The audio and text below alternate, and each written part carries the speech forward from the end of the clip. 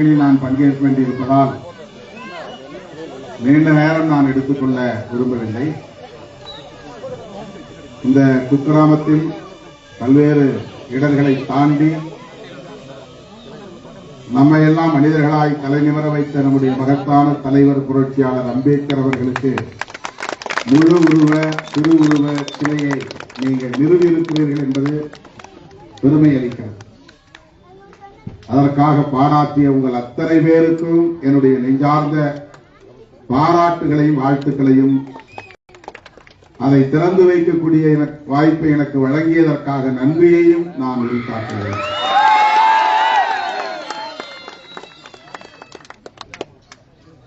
புரட்சியாளர் அம்பேத்கர்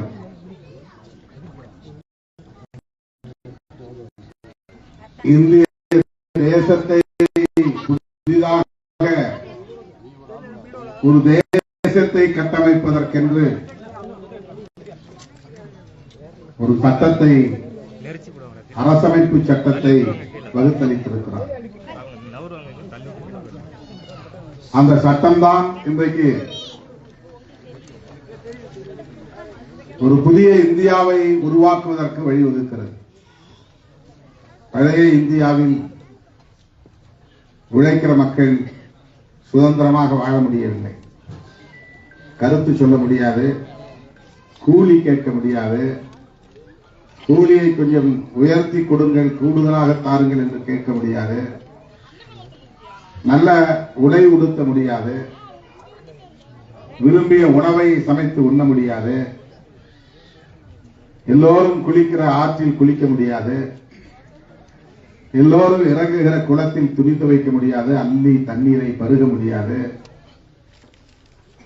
இப்படியெல்லாம் ஒடுக்குமுறை நிகழ்ந்த இந்தியா தான் அம்பேத்கருக்கு முன்பு இருந்த இந்தியா. ஆனால் இன்றைக்கு நாம் சுதந்திரமாக நடமாட முடிகிறது, இயக்கம் நடத்த முடிகிறது, கட்சி நடத்த முடிகிறது, படிக்க முடிகிறது, அயல் நாடுகளுக்கெல்லாம் சென்று மேல் படிப்பெல்லாம் படிக்க முடிகிறது, அரசாங்க வேலைக்கு போக முடிகிறது, பெண்களும் படிக்க முடிகிறது.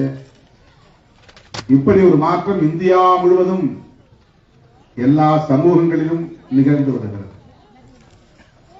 பெண்கள் எந்த சாதியாக இருந்தாலும் அவர்கள் படிக்க முடியாது. அவர்கள் எந்த சாதியாக இருந்தாலும் படிக்க முடியாது. பெண்கள் எந்த சாதியாக இருந்தாலும் சுதந்திரமாக பேச முடியாது. இன்றைக்கு எல்லா சமூகங்களை சார்ந்த பெண்களும் கல்வி கற்று சுதந்திரமாக நல்ல உடை உடுத்த முடிகிறது, கருத்து சொல்ல முடிகிறது, உரிமைகளுக்காக குரல் கொடுக்க முடிகிறது, வழக்கறிஞர்களாக, நீதிபதிகளாக, ஆசிரியர்களாக, பேராசிரியர்களாக, துணைவேந்தர்களாக இன்றைக்கு பதவி வகிக்க முடிகிறது, கவுன்சிலர்களாக முடிகிறது, ஒன்றிய பெருந்தலைவராக முடிகிறது, ஊராட்சி மன்ற தலைவராக முடிகிறது, மேயராக முடிகிறது, சட்டமன்ற உறுப்பினராக முடிகிறது. இப்படியெல்லாம் மாற்றங்கள் நிகழ்வதற்கு ஒரே காரணம் புரட்சியாளர் அம்பேத்கர் எழுதிய அரசமைப்பு சட்டம்தான்.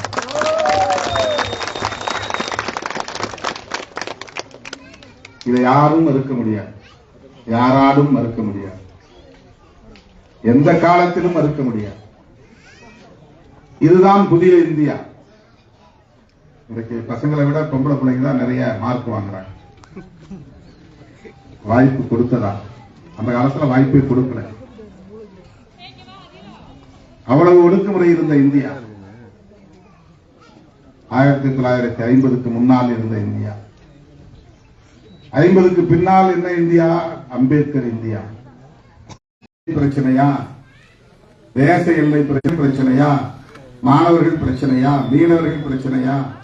எந்த பிரச்சனையை பேசினாலும் அம்பேத்கர் என்ன சொன்னார் என்று சொல்ல வேண்டிய அளவுக்கு அவருடைய அறிவு விசாலமானது, அவருடைய பங்களிப்பு மகத்தானது. பிஜேபிக்காரனே அம்பேத்கர் பேரை சொல்லியாவது ஒரு நாளாவது சொல்லித்தான் ஆகணுங்கிற நிலை இருக்கு. லோக்சபாவில், ராஜ்யசபாவில் பாபா சாஹேப் அம்பேத்கர் இப்படி சொன்னார் என்று அவரை மேற்கோள் காட்டி பேச வேண்டும் என்கிற நிலை. அந்த அளவுக்கு அவருடைய பங்களிப்பு இந்த தேசத்தை கட்டமைப்பது, அவருடைய சிந்தனை. தேசப்பிதா என்று அழைக்கப்படக்கூடிய காந்தியடிகளை கூட இன்றைக்கு அவருடைய சிந்தனைகளை மேற்கோள் காட்டுவது என்பது ரொம்ப அரிது, ரொம்ப ரொம்ப குறைவு. ஆனால் எந்த பிரச்சனையை பேசினாலும் அந்த பிரச்சனையில அம்பேத்கர் இப்படி சொல்லியிருக்காரியா அப்படின்னு அம்பேத்கரை பிடிக்காதவன்னு சொல்லக்கூடிய நிலை. அதுதான் அம்பேத்கர். அவர் எழுதிய அந்த சட்டம்தான் இன்றைக்கு சமூக நீதி என்கிற ஒரு பாதையை வகுத்து தந்திருக்கிறது. அதுதான் மண்டல் கமிஷன் உருவாவதற்கு காரணம், மண்டல் பரிந்துரைகள் வருவதற்கு காரணம், பிற்படுத்தப்பட்டவர்களுக்கும் மிகவும் பிற்படுத்தப்பட்டவர்களுக்கும் இடஒதுக்கீடு வருவதற்கு காரணம் அந்த சமுதாய தலைவர்கள் கிடையாது, அம்பேத்கர் தான் காரணம். எம்பிசி மாணவன் இடஒதுக்கீடு பெறுகிறான் என்றால், ஓபிசி மாணவன் இடஒதுக்கீடு பெறுகிறான் என்றால் அந்த சமுதாயத்தில் பிறந்த அவங்க சாதி சங்க தலைவர்கள் காரணம் இல்லை, புரட்சியாளர் அம்பேத்கர் தான் காரணம் என்பது வரலாறு. அப்படிப்பட்ட ஒரு மாமனிதரை இன்றைக்கு மக்கள் யாரும் சொல்லிக் கொடுக்க, நான் விஸ்வகுடியில சிலை தரேன்னு நான் சொல்லல, நீங்களா திறந்து. அதுதான் அவருடைய யாரும் பணம் கொடுத்து இது செய்யுங்க, நாங்க உனக்கு பணம் கொடுக்கிறோம், நீங்க சிலையை வைங்க, எலெக்ஷன் நேரத்தில் எனக்கு ஓட்டு போட்டு யாரும் சொல்லல, நீங்களா செய்வீங்க. அப்ப யாராவது உதவி செய்வாங்க, அவ்வளவுதான். அம்பேத்கருக்கு சிலை வைக்கணுங்கிற உணர்வு உங்களுக்கு எங்கிருந்து வந்தது என்றால் அதுதான் புரட்சியாளர் அம்பேத்கருடைய வெற்றி, அவருடைய பங்களிப்பு, அவருடைய உழைப்பு, அவர் இந்த சமூகத்தில் ஏற்படுத்தி இருக்கிற தாக்கம். சிலர் வைக்கக்கூடாதுன்னு போலீஸ் தடுத்தாலும் இன்னைக்கு தடுக்கலாம், இன்னும் 10 வருஷம் கழிச்சு எவனாவது வைப்பான் சிலைய, அதை யாராலும் தடுக்க முடியாது. இந்த சிலை வைப்பதற்கும் அந்த நெருக்கடிகள் எல்லாம் இருந்தன. அப்ப 20 வயசா இருக்கிறவங்க சிலை வைக்க முயற்சி பண்ணியிருப்பாங்க, இப்ப அவங்களுக்கு 40 வயசு ஆயிருக்கும், 35 வயசு ஆயிருக்கும். அடுத்த ஒரு தலைமுறை வெளியே வந்துட்டான் மீண்டும், அவனை யாராலும் தடுக்க முடியாது. இதுதான் அடுத்து வரக்கூடிய தலைமுறை. ஆகவே இந்த தேசம் யாரால் புதிதாக கட்டமைக்கப்பட்டு இருக்கிறது என்றால், கட்டமைக்கப்படுகிறது என்று சொன்னால், அப்படி கட்டமைக்கப்பட்டு வருகிறது என்று சொன்னால் அது புரட்சியாளர் அம்பேத்கருடைய அந்த அரசமைப்பு சட்டத்தால் தான். அந்த சட்டத்தை எதிர்ப்பதற்கும் நேரடியாக எதிர்ப்பதற்கு வலுவில்லாத ஒரு கும்பல் இன்றைக்கு அரசியல் கட்சிகளாக, RSS இயக்கமாக பல பேர் பல முகமூடிகளை போட்டுக்கொண்டு வெளியே வருகிறார். அவர்களெல்லாம் அம்பலப்படுத்துகிற இயக்கம் விடுதலை சிறுத்தைகள் கட்சி. அம்பேத்கர் அரசியல் என்றால் அதுதான் பெரியார் அரசியல், அம்பேத்கர் அரசியல் என்றால் அதுதான் மார்க்சிய அரசியல், அம்பேத்கர் அரசியல் என்றால் அதுதான் சமூக நீதி அரசியல். அந்த அரசியலை பேசுகிற, அந்த அரசியலை பாதுகாக்கிற திராவிட முன்னேற்ற கழகத்தோடும் இடதுசாரி கட்சிகளோடும் இந்த கூட்டணி கட்சிகளோடும் இன்றைக்கு நாம் கைகோர்த்து நிற்கிறோம் என்றால் ஒரே காரணம்தான், இந்த அணியால் மட்டும்தான் அரசமைப்பு சட்டத்தை பாதுகாக்க முடியும், பிஜேபியால் பாதுகாக்க முடியும். அவர்கள் அந்த சட்டத்தை தூக்கி எறிய வேண்டும் என்று துடிக்கிற கும்பல், அந்த கட்சிக்கு துணை போகிறவர்களோடு நாம் கைகோர்க்க முடியாது. பெரியார் அரசியலை பேசுகிறவர்களால் தான், மார்க்சிய அரசியலை பேசுகிறவர்களால் தான்,